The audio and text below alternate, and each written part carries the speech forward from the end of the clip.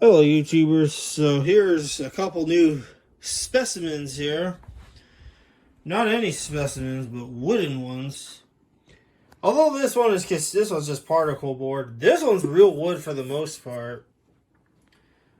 So what you see here to the left is it's a Specco wooden intercom speaker. It's from the 90s. Don't mind these books. But here's the magnet right here. And it says September, it looks like September 28th of 1990. So that's when this was manufactured. Now this is pulled out of an elementary school. This one, I believe it was King Springs Elementary. I'll probably put in a picture in the video so you can see. Comes with a bracket. The reason I got this was because the seller claimed that this was pulled from the administrator's office, which, if you see that picture in the video, that building, I'm pretty sure, was the administration's office. That's what got me. And you know I like things that are pulled from schools. I have this tapped. It's technically tapped at 4 watts, but since it's on a 25 volt system, it's only at like 2 watts. So there's that. It has a whizzer cone on the inside. Now this other one on the right here, and the reason I got this one is because I don't know why. It reminds me of those cartoony pictures of these intercom speakers. I'll probably throw in a few of those pictures into the video as well. And you'll probably know what I'm talking about. But not only that, but this one's actually a very old vintage Rowland speaker. And not only that, but it's got a strange looking driver. You'll probably be amazed what you'll see here. That's right, you guys. This has got a square magnet. I have never seen a 70 volt speaker use a square magnet. And look at the basket design too. All of this is original, including that transformer. There's the Rowland logo right there. Completed with some cobwebs. We like that. That's good. School dust. Even though this has been out of service from that school for a long time. Matter of fact, before I forget, this one was pulled out of another elementary school called Lincoln Elementary. And that school was demolished in 2006. So this seller had this for a while. I believe that school was built in 1924. I'll throw in a picture of that too. And in King Springs, which they rebuilt it, they made a new building, but they demolished that school back in 2020 during the hectic times. The virus times, we'll call it. Now, like I said, this one came with a bracket. This one did not come with a bracket, but I have a plan. I'm going to take this old bracket off. I'm going to reference it. And my neighbors across the street, when they got their new equipment put in, new AC equipment, the blower I took came with these nice angle iron pieces, which I saved. So I could just cut that, drill a hole in the center, and then, just put a little nail on the top, just through the hole, so this can, be secured to the wall. That's my plan with that. I'm not sure I'll put this up yet, but other than that, I'll just stay on this table. Here is the wood. This is real wood for the most part. There's some particle board on the front, but that's okay. The seller did say this was from the 60s, but I don't know if you could see that very well, but if I'm reading that correctly, this date code right there, it looks like 1973. I don't know if August of 1973 or the 8th week of 1973. But I'm going to say this is made sometime in 73, we'll say. You could probably barely make it out, but that driver is a real Rowland. And like I said, the transformer is Rowland. And this, I don't think is I don't think this is a 70 volt transformer. I think this is a 25 volt transformer because this sounds a lot louder than this. And these are both on 25 volts. If you want to look at those catalog numbers, feel free. They're right there.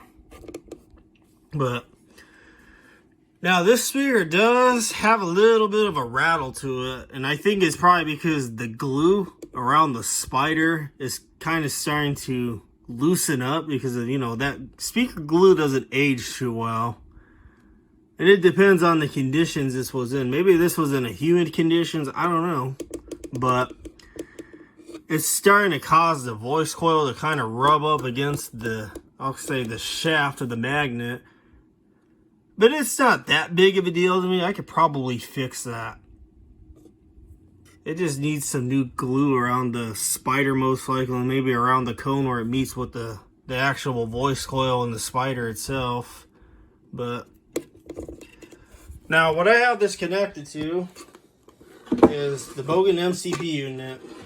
We're trying to keep things school related here. I believe this one is connected to the physics classroom on the head unit, and this one's connected to the chemistry. And I just have auxiliary connected. I don't have the Arduino going. Still working on that. That's a whole other thing of its own. So we'll play some music here, because I think you guys want to hear that Rowland.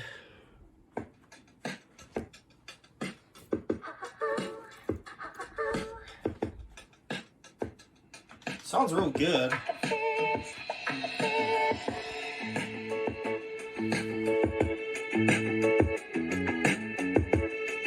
But the rattle isn't too bad. The rubbing and the rattle. I don't know if you notice. Louder, lower.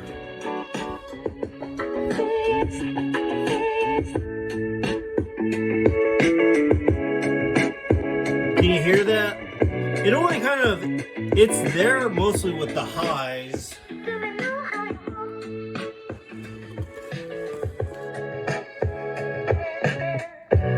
Square magnet. Still intrigued by that square magnet. That's a first.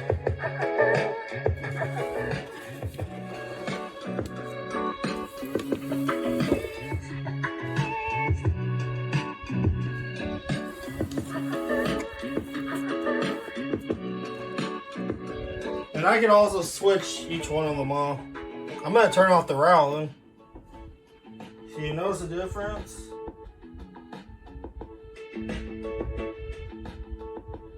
Rowland on, Rowland off. So like I said, I get the feeling this is 25 volts. Because that one goes up to 2 watts, that goes up to 4. But that's on that's meant to be on 7-volt system. That sounds like 25. I think you guys want to hear a page. And there's a lot of feedback, and I barely have the phone right next to me, and you can hear it. You can hear conversations really well. And then the song's done, so yeah. It's a nice vintage speaker. Like I said, it reminds me of all those cartoony intercom speakers like that I've seen on Google Images. It can never be complete without all this paint on the side either. As you probably noticed, there's some paint on the side. Paint.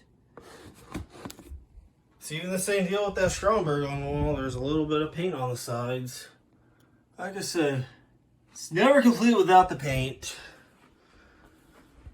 Now, as far as the phone system goes, I know there was a viewer that has requested me to do a tutorial on how to wire at least a NorCal system together, but there's a slight problem. I have that system's all permanently installed, and I'm not going to rip the phone system off the wall. But if I could do, I don't know if this will be fine with, at least you probably know, you know who you are. Inside this cabinet, there's the main cable that comes from the Meridian 6x16. I'm going to cover the color codes because with those phone systems, you need to have a special cable called an Amphenol cable.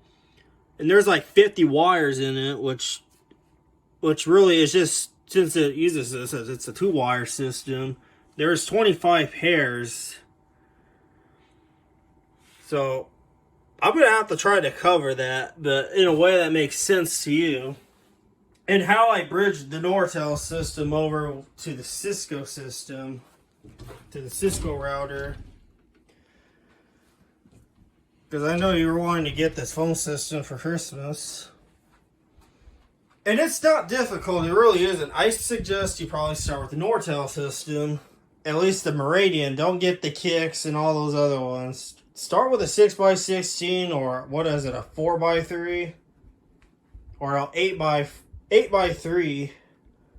If you could stumble across one of those for cheap. It's the same system, just a smaller scale with less functions. So yeah, I hope you enjoyed this video.